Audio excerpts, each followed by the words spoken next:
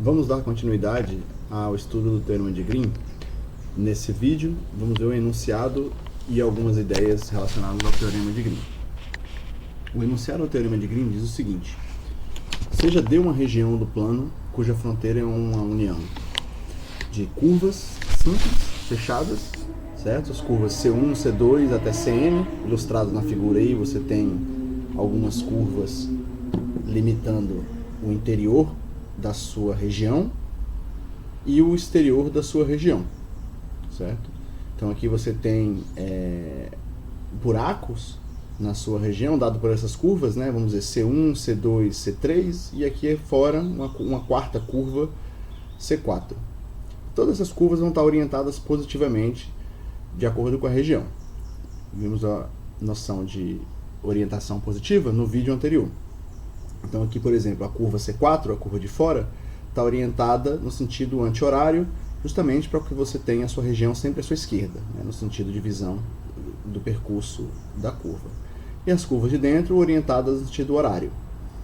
Então, nesse caso, se você tem um campo cujas componentes têm derivadas parciais contínuas nessa região, então você tem a seguinte igualdade entre as integrais curvilíneas, né, do campo e uma integral dupla, onde aparecem aqui as derivadas parciais do campo. A derivada da segunda componente com relação a x e a derivada da primeira componente com relação a y. Então esse é um teorema que relaciona dois tipos de integrais distintas. Você tem aqui uma integral curvilínea do lado esquerdo, seu campo sendo integrado ao redor da fronteira da sua região, e aqui você tem uma integral dupla de uma certa grandeza relacionada ao seu campo, que envolve as derivadas parciais, mas agora você tem a integral sobre o interior da região, né, sobre a região do plano, né, limitada por essas curvas. Então esse é o Teorema de Green. Vamos dar um exemplo de como a gente aplica o Teorema de Green na prática, calculando a seguinte integral ao redor de um triângulo. Então a gente tem aqui um campo cuja primeira componente, x4, é igual a f1, a segunda componente é o f2, e você quer calcular a integral desse campo no bordo de um triângulo com vértices 0, 0, 0, 1 e 1, 0, orientado no sentido anti-horário. Então vamos ver. De um lado, você tem o cálculo direto dessa integral. É uma integral relativamente simples de ser calculada. E do lado seguinte, você tem o Teorema de Green aplicado na mesma integral, para calcular a mesma integral. Então vamos ver primeiro o cálculo direto. Então aqui o bordo do triângulo no sentido anti-horário, a gente consegue parametrizar esses três lados usando essas parametrizações ilustradas aí na figura. Então aqui, por exemplo, o primeiro lado de baixo do triângulo, você parametriza com x igual a t e o y constante igual a 0. Aqui você está ligando os pontos 0, 0 ao ponto 1, 0. Então o y constante igual a 0 e o x crescendo com o parâmetro t. Aqui você está ligando o ponto 1, 0 ao ponto 0, 1. Então você usa essa parametrização, certo? Onde você tem aqui o x e o y como funções de t. E a parametrização do lado esquerdo, você usa x constante igual a 0 e o y como sendo 1 menos t. Todos eles variando o parâmetro de t entre 0 e 1. Então no cálculo direto, você tem aqui a integral de c. Você vai calcular, substituir o x por xt para os três lados, né, e o dx x' de t e o dy por y' de t dt. Então, por exemplo, essa integral aqui que aparece é justamente a integral sobre esse lado de baixo, t a quarta. Substituir o x por t, t a quarta, e como x' nesse caso é 1, fica simplesmente dt. O outro, né, essa parte para o lado de baixo é 0, porque o y é constante igual a 0. Certo? Então não tem dy.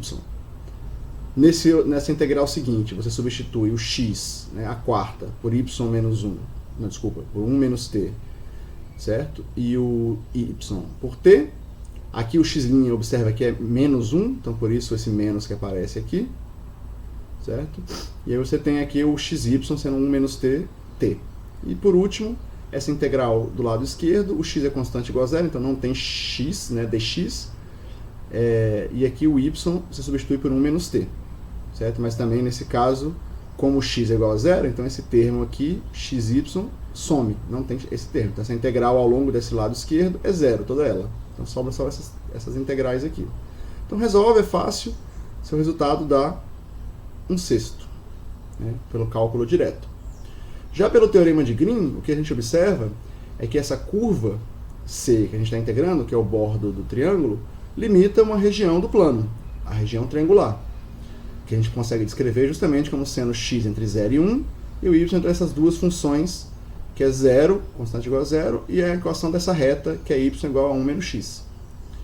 Nesse caso, o teorema de Green diz pra gente que a integral curvilínea vai ser a integral dupla sobre a região da derivada da primeira componente do campo com relação a dy, né? Desculpa, da primeira componente do campo, f2,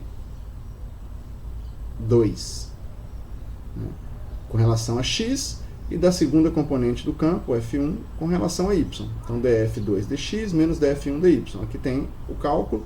Isso aqui é zero. Aqui aparece y. Então, você tem que integrar simplesmente y nessa região D. Você faz a integral, de novo, uma integral simples, e acha o mesmo resultado, que é justamente o que nos diz o teorema de Green. Nesse segundo exemplo, a gente vê quando o teorema de Green é a única solução para a gente calcular a integral curvilínea, pelo fato de que o integrando é bastante difícil de ser integrado de maneira direta, ao contrário do exemplo anterior. Então você pode ver nesse exemplo aí que a gente tem a primeira componente do campo envolvendo funções aí que são mais difíceis de serem integradas de maneira direta. Então aqui, por exemplo, né, o f1 envolve esse fator aqui, arcotangente do ln, que vai fazer com que a gente consiga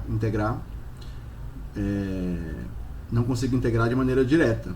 E aqui também envolve um e elevado a y quadrado, que também é uma função difícil de ser integrada na segunda componente do campo. Certo? Então aqui a gente tem uma integral curvilínea, né? O círculo é deslocado da origem, né, em uma unidade, parametrizado no sentido anti-horário, como está aqui. Então a gente quer calcular essa integral, e agora a gente tem essa ferramenta do teorema de Green. A segunda componente do campo tem uma derivada bastante simples com relação a x, certo? A derivada com relação a x é y ao quadrado, esse fator não envolve x, né? O único fator que envolve x é esse, então sobra um y ao quadrado.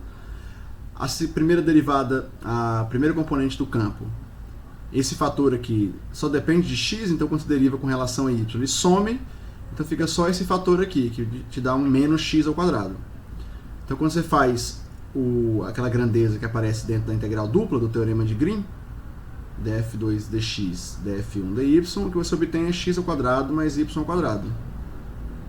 Como você está orientado positivamente aqui com relação à região do interior desse círculo, então a gente pode aplicar o teorema de Green. Teorema de Green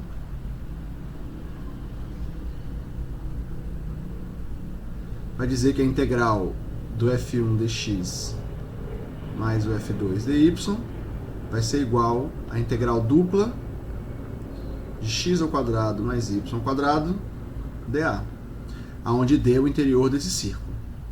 Então a gente pode usar agora coordenadas polares. Se você escreve a equação que te dá a fronteira do domínio, que é a equação desse círculo deslocado, expande esse quadrado perfeito, você vai obter x ao quadrado mais y ao quadrado igual a 2x. Em coordenadas polares, onde aqui a gente está usando as coordenadas polares centradas em zero, né? X igual a r cosseno θ, y igual a r seno θ. Você tem justamente o r ao quadrado igual a 2r cosseno θ, você corta os r's e aparece r igual a 2 cosseno θ. Onde o θ aqui varia de menos π sobre 2 até π sobre 2, porque por você estar justamente, né, nesses dois quadrantes, onde o θ aqui varia justamente, né, menos π sobre 2, 0, π sobre 2. Então aqui você pega toda essa variação do θ de menos π sobre 2 até π sobre 2. Então se agora a gente escreve a integral dupla que você quer calcular em coordenadas polares, a integral sobre d de x ao quadrado mais y ao quadrado dA, fica a integral de menos π sobre 2 a π sobre 2, O R varia de 0 até 2 cosseno θ, certo? Então você pega para cada θ que você dá aqui, o R varia de 0 até bater na casca desse círculo, aqui é onde ele vale 2 cosseno θ, então aqui você tem as variações possíveis de R para estar dentro dessa região. O x ao quadrado mais y ao quadrado é igual a R ao quadrado, e aí você tem o dA sendo dr, R,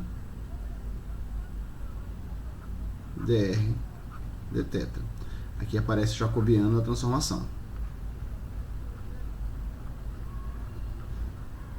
Então aqui você tem justamente a integral de menos π sobre 2, π sobre 2, r ao cubo, faltou a integral de dentro, 2 cosseno θ, r ao cubo, dr, dθ. Bom, então aqui a gente resolve a integral de r ao cubo, aqui os limites de integração. Então aqui a primeira integral de dentro, você tem a primitiva sendo r à quarta sobre 4, né? Os limites de integração do r variam de 0 até 2 cosseno θ, substituindo, esse 2 à quarta fica 16, com esse 4 corta, sobra 4 cosseno à quarta dθ, aqui a gente tem o dθ. E aí você integra o cosseno à quarta, fazendo o cosseno ao quadrado, e lembrando da fórmula que o cosseno ao quadrado é 1 mais cosseno de 2θ sobre 2.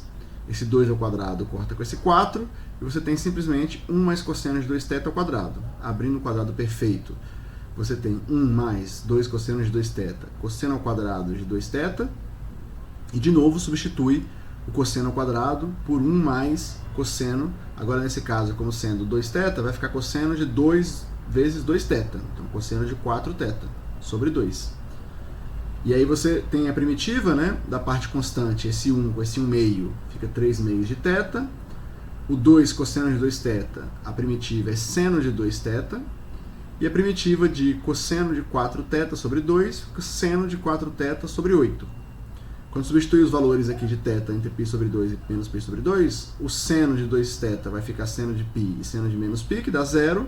Mesma coisa com seno de 4θ, vai ficar seno de 2π, aqui na verdade é seno de π, seno de menos π, e aqui é seno de 2π, seno de menos 2π, que dão 0. Então sobra só a parte constante, que é 3 meios de π. Essa é a resposta final da sua integral. Então a gente calculou a integral curvilínea usando o teorema de Green e achou essa resposta. E, de novo, eu enfatizo que se você tentasse calcular a integral curvilínea de maneira direta, não seria fácil de encontrar esse resultado. Então, com isso, a gente termina o segundo vídeo da série, e no próximo vídeo vamos ver algumas aplicações do teorema de Green e algumas situações onde o teorema de Green pode ser utilizado, mesmo que não haja regiões explicitamente dadas no problema.